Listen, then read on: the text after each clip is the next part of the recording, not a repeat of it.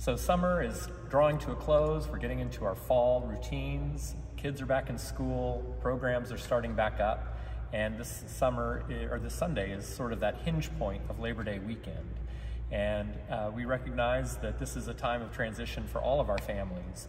And it's sort of a nice tie-in liturgically that our readings for this week deal with discipleship and about the job of being a Christian, or the job of being Christ's arms and mouth and embrace to the world.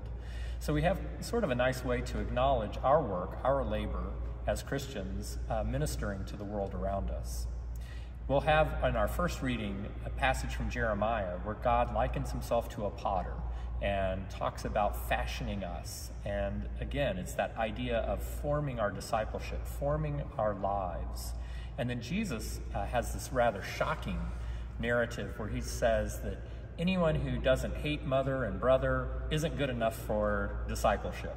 And of course, this is a lot of hyperbole. I don't believe Jesus really meant that in a literal sense, but he talks about how discipleship is about putting your priorities in the ministry first, and that having everything else, your relationships, even with your family, flow from that discipleship, ordering our lives after the pattern of Christ.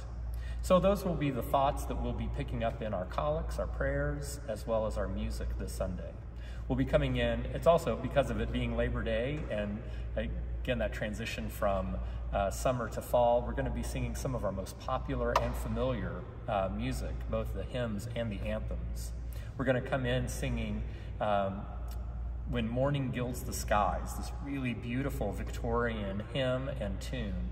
The hymn text is actually a translation of an earlier German text, but it has that beautiful Victorian phraseology to it. And then a tune that was written by Joseph Barnby in 1868 specifically for these words. So again, we have one of those pairings where the music ideally fits the music.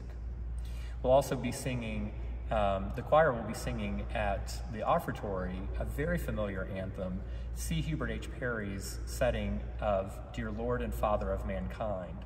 It's a sort of an interesting history to this. These words are from John Greenleaf Whittier, and it's a poem, it's a very short excerpt of a much, much longer poem called The Brewing of Soma. And Whittier, who was a Quaker and had no interest in any sort of pageantry or liturgy or really even worship, it was a very cerebral sort of experience, spirituality. He wrote this long poem as a polemic against liturgical worship. It's kind of ironic then that we've taken these 4 stanzas and now have used these in some of their most liturgical traditions. They're very popular words for the Church of England, which is maybe as far from Whittier's aesthetic as you can get. These words have been paired for almost 100 years now with a tune by C. Hubert H. Parry, but that tune was actually written for an oratorio that Parry wrote on the life of Judith from the Apocrypha. And it was an aria where Judith is talking about her family history. But there was an association with Repton School. Parry had some biographical connections with the school, and right away the music folks at Repton School had the idea of using that melody, which is a very attractive and singable melody, with these Whittier words. And so it's kind of an odd genesis to this anthem, and yet it's one that has become very, very popular for choirs. We'll also be singing, again, some of our most familiar and favorite hymns, Be Thou My Vision, as well as Ora Labora, Come Labor On, a very obvious nod to the holiday weekend. So we hope you will come and labor with us as we practice our discipleship here at St. John's Cathedral, worshiping in the chapel at 8 a.m., at Lakeshore Park at 9, or here in the cathedral at 10:30, either here downtown or on our YouTube channel or cable.